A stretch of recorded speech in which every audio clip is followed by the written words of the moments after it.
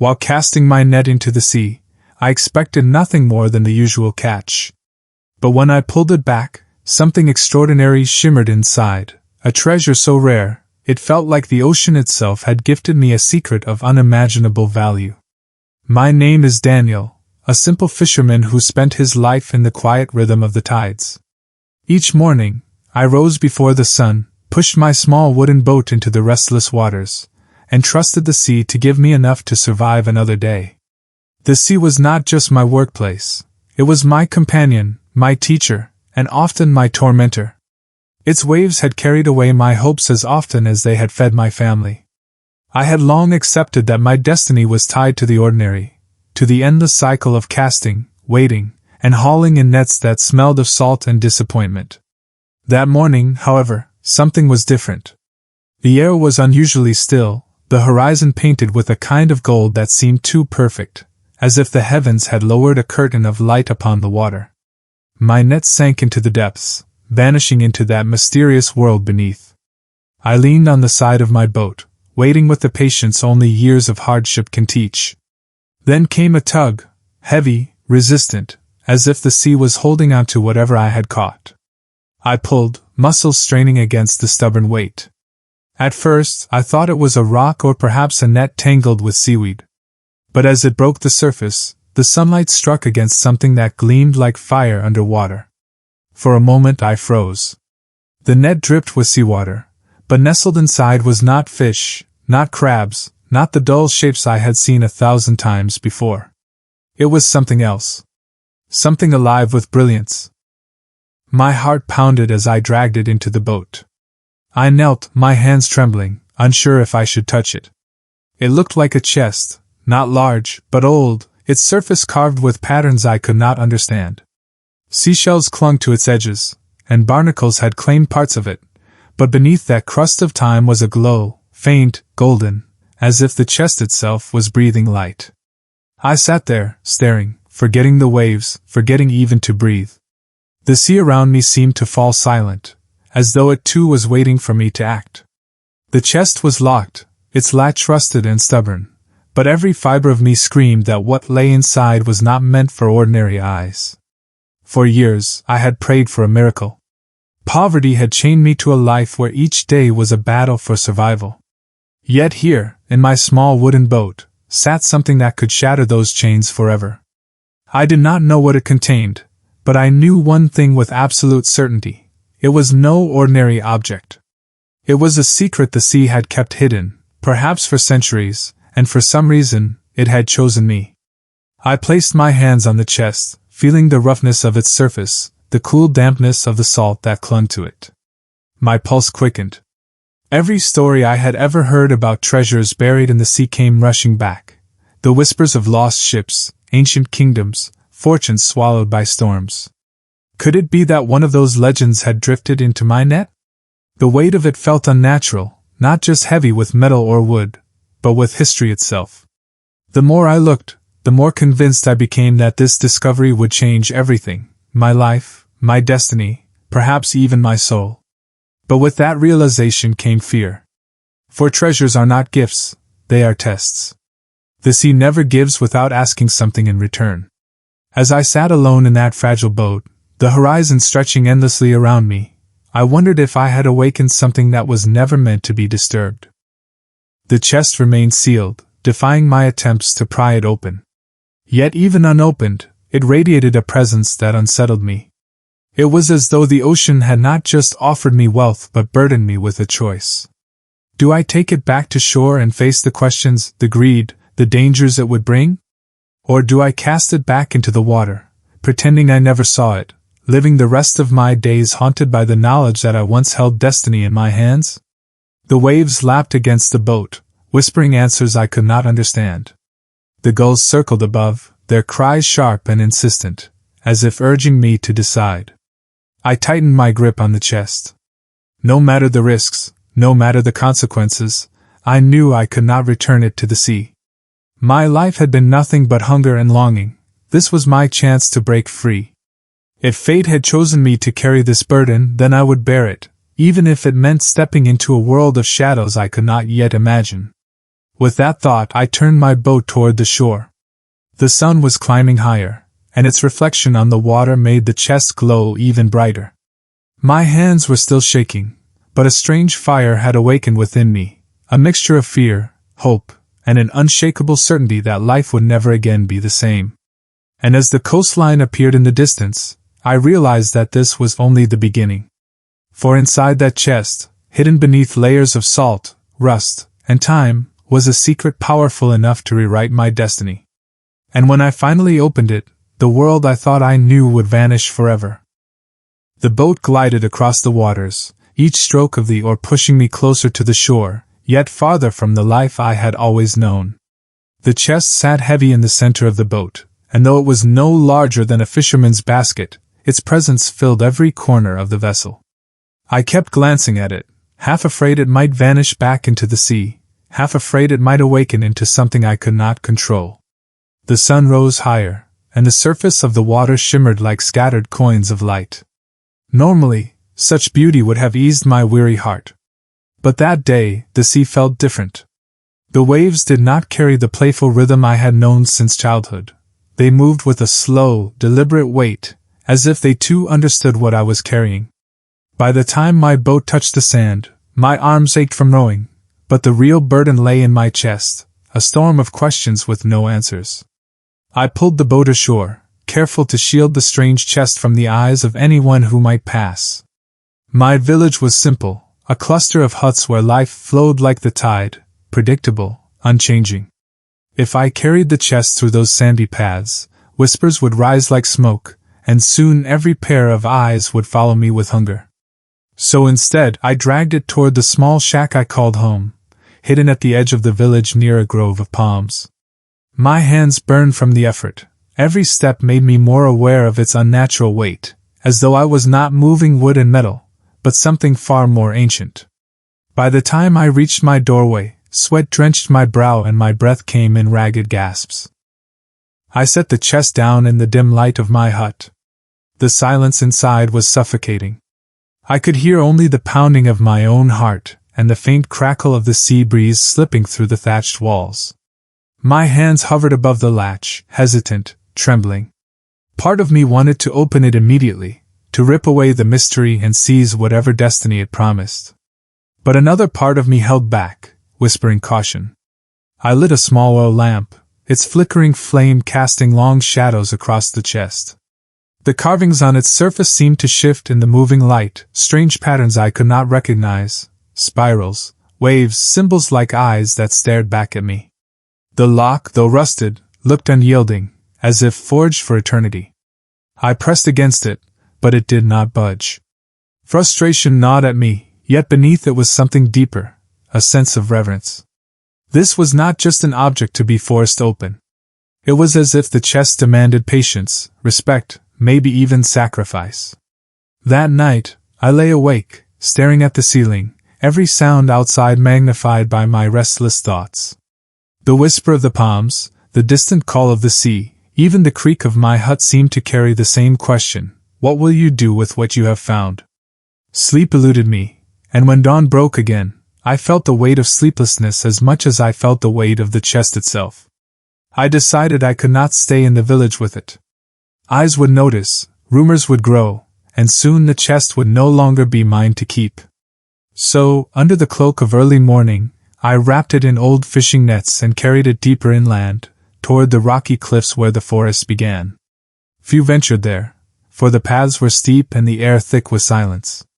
If I was to unlock the chest's secrets, it had to be away from curious stares. The climb was brutal. My arms screamed under the strain, my legs shook, but I pressed on.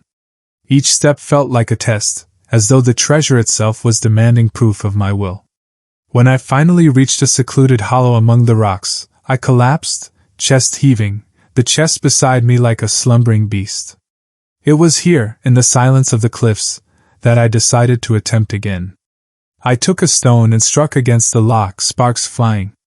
The sound echoed against the rocks, startling birds from the trees. But the lock did not yield. Again and again I struck, my hands blistered, my breath ragged, but the chest remained sealed, as if mocking my efforts. Exhaustion forced me to stop. I sat back, defeated, staring at the unbroken chest. Anger surged within me, anger at the sea, at fate, at myself for daring to believe I had been chosen for something greater. Yet beneath the anger, a strange calm settled. Perhaps it was not meant to be opened by force. Perhaps it required time, or understanding. I leaned against the rocks, the sound of the waves faint in the distance, and allowed myself to breathe. My body ached, but my spirit burned. The chest had not revealed its secrets, but it had already changed me. No longer did I feel like the poor fisherman bound to the tides. I felt like a man standing on the edge of something vast and unknown. As the sun began to set, painting the sky in crimson and gold, I noticed something strange. The carvings on the chest glimmered faintly, as if the dying light had awakened them. The spirals seemed to move, the symbols seemed to glow, and for a fleeting moment, I thought I heard a sound, a low hum, deep and resonant, like the breath of the sea itself. My skin prickled. I reached out, and for the first time, the lock felt warm beneath my fingers. And then, a faint click. The sound was so soft I thought I had imagined it. But when I pulled gently at the latch, it moved. The chest was no longer sealed. My breath caught. My hands trembled. I was one step away from discovering what lay hidden within. And as darkness closed around the cliffs, I knew that when I opened it, my life would be divided into two parts, the years before this moment, and everything that would come after. The twilight deepened around me, shadows stretching long across the rocky hollow where I sat. The chest lay before me, silent yet alive, its carvings faintly glowing as if they drank from the last light of the dying sun. My fingers hovered over the loosened latch, my pulse echoing in my ears like a drum of war. For so long, I had wondered what it might contain: gold, jewels, relics of forgotten kings. Now I was a breath away from the truth. I pulled. The lock gave way with a reluctant groan, the lid creaking as I lifted it. A rush of cold, salt-scented air escaped, as though the chest had held the breath of the ocean itself for centuries. My heart hammered. I leaned closer, expecting to see the glitter of coins or the shimmer of gemstones. But what met my eyes was stranger than anything I could have imagined. Inside, nestled in folds of decayed fabric, lay objects that seemed impossibly old, yet untouched by time. At first, I thought it was nothing more than rusted metal. But as I brushed away the fabric, a brilliance sparked, faint at first, then blazing with a light that made my skin tingle. There were coins, yes, but not like any I had ever seen. They bore no faces of kings, no marks of empire. Instead, they carried intricate symbols, spirals, waves, stars, patterns that seemed to move when I stared at them too long, as though alive. Beside them lay a necklace, its chain impossibly fine, holding a pendant shaped like a drop of water frozen in silver. It glimmered with a faint blue glow, as though it held within it a fragment of the sea itself. I lifted it carefully, and the instant my skin touched the pendant, a chill ran up my arm, sharp and electric. For a moment I thought I heard the echo of waves, not from the shore, but from deep within me. I set it down quickly, breath ragged. My eyes darted back to the chest. Beneath the coins and pendant lay a small scroll, sealed with wax that crumbled at my touch. The parchment was brittle, yet when I unrolled it, the ink glistened as though written yesterday. Lines of symbols sprawled across it, not letters I recognized, but the same patterns etched into the coins and the chest itself. Spirals. Waves. Eyes. The language of the sea. I could not read it, yet I felt it speaking to me. Not with words, but with weight. With meaning. The longer I stared, the more certain I became. This was not mere treasure. It was something greater, something sacred. These were not objects meant for ordinary men to find. They were fragments of a story older than my village, older perhaps than any nation. I sat in silence, the night air cold against my skin, my lamp flickering beside me. The objects glowed faintly in the shadows, their light pulsing like the beat of a heart. I realized then that my discovery was not wealth in the way I had imagined. This was not gold I could sell in the market, not jewels I could trade for comfort. This was something different. It was knowledge. The sea had not given me riches. It had given me a secret. And secrets are far more dangerous than gold. As the thought struck me, unease crept into my chest. I looked around the hollow, half expecting eyes to watch me from the darkness. For what treasure exists without those who seek it? If the sea had hidden this chest for so long, then perhaps others had once searched for it, and perhaps some still were. The night deepened, and the stars wheeled slowly above. I forced myself to close the chest, though my hands lingered on the pendant, on the coins, on the scroll that pulsed with mystery. The lid shut with a sound that echoed through the rocks, and I wrapped it once more in my nets, hiding its glow. Yet I knew that nothing could hide it truly. Not from me. Not from the world. Sleep refused to come. I lay against the cold stone, my body exhausted but my mind burning. Every time I closed my eyes, I saw the spirals turning, the symbols shifting, the pendant glowing. I felt as though I had been chosen, pulled from the tide of ordinary men and thrust into a current far stronger than myself. When dawn finally broke, painting the sky in soft gold, I rose with heavy limbs. The chest was still there, silent, patient. I stared at it, torn between awe and fear. What was I to do? Take it back to the village and risk it being stolen, fought over, destroyed? Or guard it in secret, a lonely keeper of a truth I could not yet understand? The sea crashed far below, its endless roar carrying both promise and warning. My life as a fisherman seemed suddenly small, distant, almost dreamlike. The net I had cast into the waters had not brought me fish. It had brought me destiny. I knew then that I could not return to my old life. The chest had bound itself to me, and I to it. To abandon it would be to abandon myself. Whatever path lay ahead, it would be carved not by the nets of a fisherman, but by the secrets of the sea. I gathered my strength, lifting the chest once more. It was lighter now, though I could not say why. Perhaps because I no longer carried it with doubt, but with purpose. I descended the cliffs, each step steady, each breath measured. Yet as I reached the edge of the forest, a sound froze me in my tracks.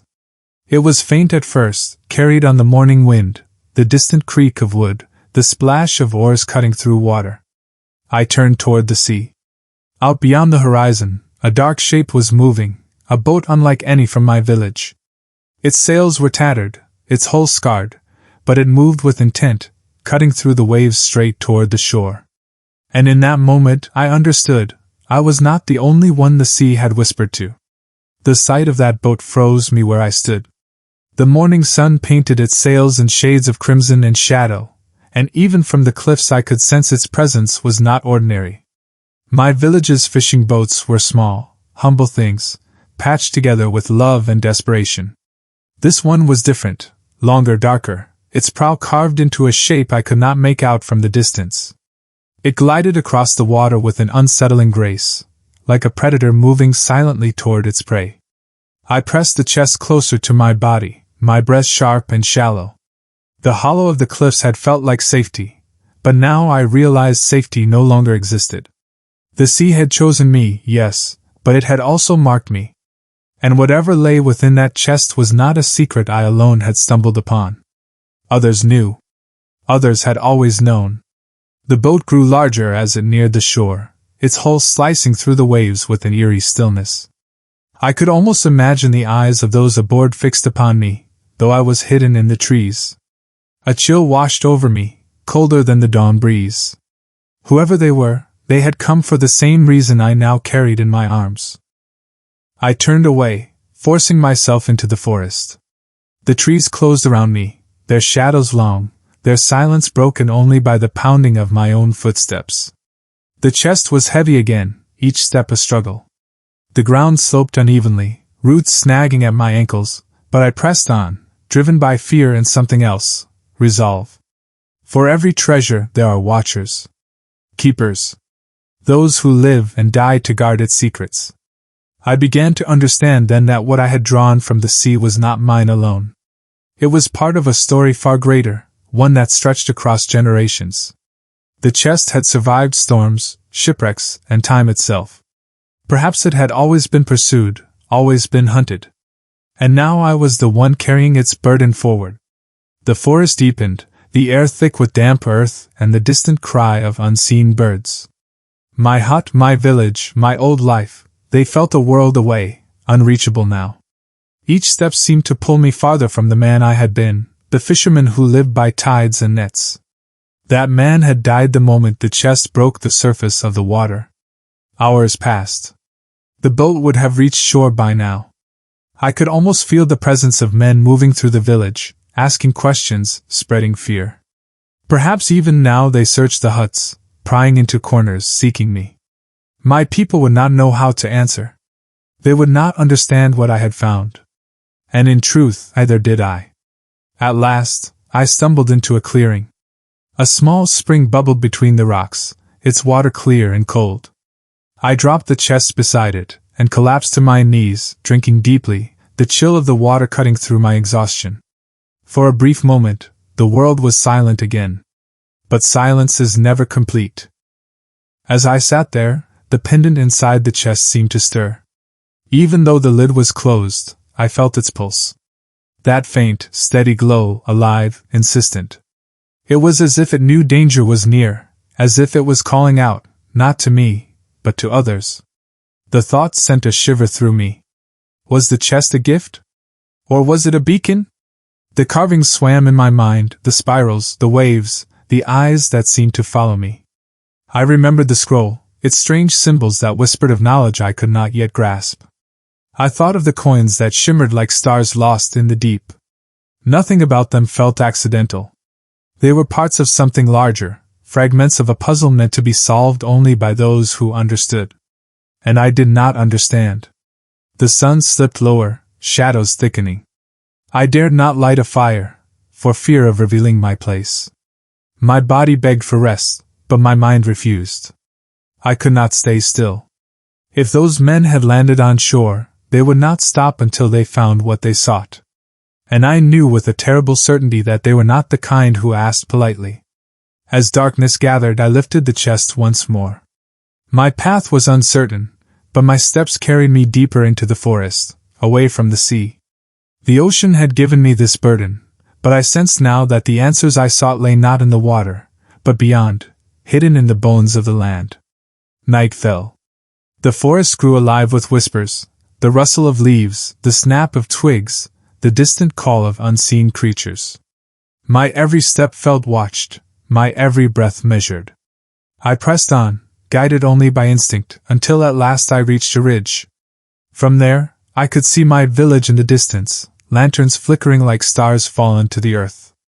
And then I saw them. Figures moving through the narrow paths. Shadows not belonging to villagers. They carried torches, their movements sharp, their presence foreign. The dark boat had emptied its secrets onto the shore, and now they stalked the land, searching. A wave of dread washed through me. The chest pulsed in my arms, the pendant within glowing faintly as though answering their presence. I crouched low, hidden by the ridge, my breath caught in my throat. It was no longer a question of if they would find me. It was only a matter of when. The ridge felt like a knife's edge beneath my feet, every stone threatening to give way, every shadow a reminder that I was being hunted. The figures below moved with purpose, their torches cutting golden wounds into the night. I watched them from above, hidden among the branches and rocks, my breath shallow and careful. The chest pulsed in my arms, its weight almost unbearable now, as if it sensed the nearness of danger. I could see their faces when the torches lifted high enough, hard, weathered men, their eyes sharp with hunger. They were not villagers, nor simple travelers. These were men who had followed whispers, who had sailed storms for secrets buried beneath waves. The chest was not the first they had sought, and I doubted it would be the last. I turned away, forcing myself deeper into the forest. The earth was soft beneath my feet, every step muffled, yet the chest groaned softly when it shifted in my arms. I winced at the sound, terrified it might betray me. I pressed forward, weaving through trees, ducking beneath branches, my body aching with exhaustion but driven by something far stronger than fear, the knowledge that if I faltered, the treasure would not only be lost but twisted into hands that would wield it for darkness. The night stretched on. My mind played tricks on me, every rustle of leaves a footstep, every crack of a branch a signal that I had been found. My heart pounded with such force that I feared they could hear it echo through the forest. The pendant inside the chest seemed to glow more fiercely now, a heartbeat of blue light that seeped through the cracks, guiding me yet also threatening to expose me. I stumbled into a ravine, the ground steep and treacherous. My foot slipped, and I slid down the slope, stones tearing at my skin. The chest slammed against my ribs, knocking the air from my lungs. Pain shot through me, but I clung to it desperately, unwilling to let go even as I tumbled. When I finally came to rest at the bottom, dirt in my mouth and blood on my palms, the chest was still in my grasp. But then I heard it. Voices. Faint at first, but growing louder. The men were closer than I had feared. Their torches bobbed through the trees above, their shadows stretching long across the ravine's edge. I pressed myself against the earth, willing myself to become part of it, praying the darkness would shield me. My breath came shallow, my hands trembling as I held the chest tight against me. The voices grew clearer, words I could not fully understand, but their tone carried urgency. They were not wandering blindly, they were following something. Perhaps the glow of the pendant, perhaps the chest itself calling out. Perhaps even me. A flicker of light passed above, a torch swinging as one of them peered into the ravine. My heart seized. For a moment, I was certain his eyes met mine, certain he saw the glimmer of the pendant through the chest's cracks. But the light moved on, swallowed by trees and darkness. I waited, frozen, until the voices faded slightly, moving along the ridge. My chance had come. I forced myself up, my body screaming in protest, and pushed deeper into the ravine, following the sound of water. A stream trickled through the rocks, its voice soft but steady, leading me away from the hunters. I staggered along its path, the forest thickening around me. The night grew colder, the stars hidden behind heavy clouds. Every step felt like it dragged me deeper into a labyrinth with no end. My body was failing, but the chest kept me moving. It was no longer simply an object I carried. It was a fire in my blood, a command I could not disobey. Hours blurred together. My vision swam, exhaustion clawing at me, but the stream finally widened into a small clearing where moonlight touched the earth. There, the chest stirred once more. The glow of the pendant broke through, painting the clearing in ghostly blue light. I set the chest down, gasping for breath. My hands trembled as I touched the lid, remembering the objects within, the scroll I could not read. Perhaps now was the time. Perhaps the treasure itself would reveal its purpose. I reached for it, ready to lift the lid again. But before I could, a sound split the silence. A crack. The unmistakable snap of a branch underfoot. I froze. My blood turned to ice. From the edge of the clearing, a torch flared to life. And then another. Shadows emerged from the darkness, one after another, their faces hard, their eyes burning with intent. They had found me. The clearing filled with light as they advanced, surrounding me in a tightening circle. The chest glowed between us, the pendant pulsing brighter with every step they took, as though it recognized them as much as it recognized me. And in that moment, I understood that the chase was over. But the real struggle, the one for the secret the sea had given me, was only beginning. The clearing blazed with firelight as the men surrounded me, their torches casting jagged shadows that clawed at the trees. Their faces, weathered by sea and storm, glistened with sweat, eyes locked not on me, but on the chest that pulsed with its unearthly glow. I clutched it to my chest, my body trembling, though I could no longer tell if it was from fear or from the raw energy radiating from the treasure itself. For a long moment, the world held its breath.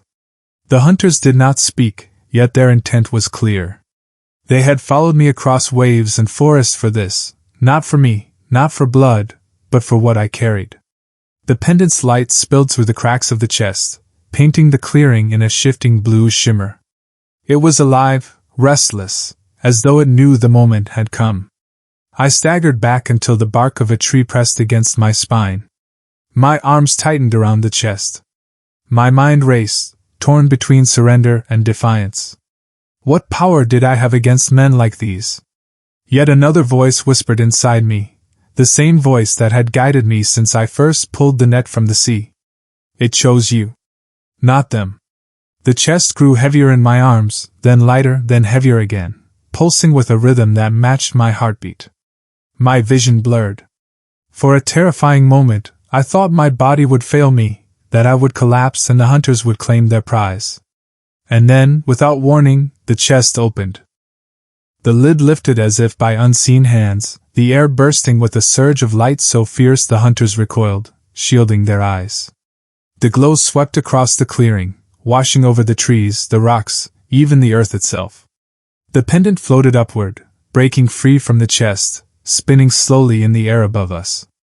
Its light deepened from pale blue to a fierce, brilliant azure, casting the clearing into a world that felt neither night nor day.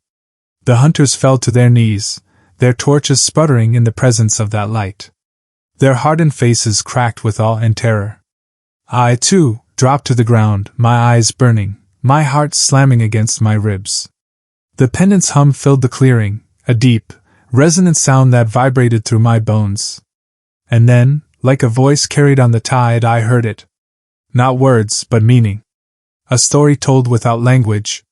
The pendant spoke of ships long forgotten, of civilizations that had risen and fallen, of guardians sworn to protect this treasure through ages of storms and silence. It spoke of the sea as a living force, not a body of water, but a memory, a keeper of truth. And in that truth I saw myself. A fisherman, a man of nets and tides, now bound to something eternal. The hunters stretched their hands toward the light, desperation etched in every gesture. But the pendant did not answer them. It hung above us, spinning, its glow intensifying until it felt like the very stars had been drawn into its heart. I realized then that this was not gold to be hoarded, nor jewels to be sold. It was power, and with power came choice. The pendant began to descend, its light narrowing, focusing, until it hovered inches above my chest. My breath caught as it touched my skin, a searing chill that sank into my heart. I gasped, the world spinning, as the light poured into me. My vision filled with waves, with endless horizons, with secrets buried in depths no man had ever touched. I felt the weight of oceans pressing down on me, yet within that weight, a strange freedom bloomed. When the light faded, the pendant was gone. The chest lay empty before me, its carvings dull, lifeless, as though the very soul had left it. But I knew where it had gone. I could feel it burning inside me, a flame that was not fire but water, ancient and unyielding. The hunters stared, their faces twisted with rage and despair. They had come for treasure, but the sea had chosen differently. It had not chosen them. I rose slowly, my legs trembling but unbroken. My gaze met theirs, and though no words passed between us, they understood. The pendant's power was no longer theirs to seek. It lived within me. One by one, their torches dropped into the dirt. Without a word, they retreated into the forest, their shadows melting into the night. The boat that had carried them would sail again, but not with the prize they sought. Silence returned to the clearing, broken only by the whisper of the stream. I stood alone, the empty chest at my feet, my hands shaking as I touched the place where the pendant had entered me. I was still Ibrahim, the fisherman. Yet I was no longer the man I had been. The sea had gifted me not with wealth, but with responsibility. Its secret lived in me now, and with it came a truth I could not ignore. Some treasures are not meant to be owned, but carried. Guarded. Protected. As dawn broke, I carried the empty chest to the edge of the forest. The sky was painted in fire, the waves below roaring their eternal song. With a final breath, I cast the chest back into the sea. It vanished beneath the waves, claimed once more by the depths. But the secret it had carried would remain with me forever. From that day on, I returned to my nets, my boat, my simple life. Yet every time I touched the water, every time I cast my net into the sea, I felt it, a hum beneath the waves, a whisper in the tide, a bond unbroken. I was no longer just a fisherman. I was a keeper of the sea's secret. And though the world might never know what I had found in my net that morning, I knew one truth with absolute certainty. Some treasures are not measured in gold, but in the weight of destiny.